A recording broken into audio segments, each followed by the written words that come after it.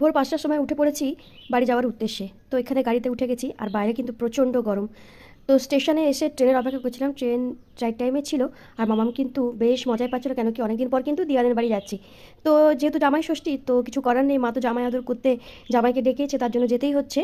তো এখানে ট্রেনে প্রায় উঠে পড়েছি, আর বাড়ি যাওয়ার তো একটা আনন্দই। যারা যারা বাইরে থাকে তারা জানে যে বাড়ি যেতে কিন্তু কী যে আনন্দ হয়, কিছু বলার নেই। আর মামামা এখানে কিন্তু ট্রেনে উঠে ঘুমিয়ে পড়েছে। তো দেখতে দেখতে ট্রেন প্রায় এগোচ্ছে, আর আমরা যাচ্ছি। ট্রেনটা কিন্তু বেশ ভালো লেটই ছিল মোটামুটি।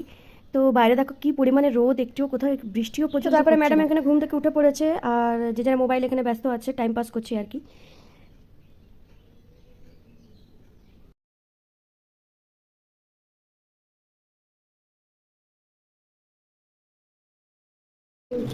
দেন মা এখানে জামাই ষষ্ঠীর জন্য সমস্ত কিছু আয়োজন করে দিচ্ছে, আর এখানে জামাইকে বরণ করার জন্য একেবারে রেডি হয়ে গেছে। আর মামাম দেখো চারিদিকটা ভালো করে দেখছে, ও অ্যাকচুয়ালি বুঝতেই পারছে না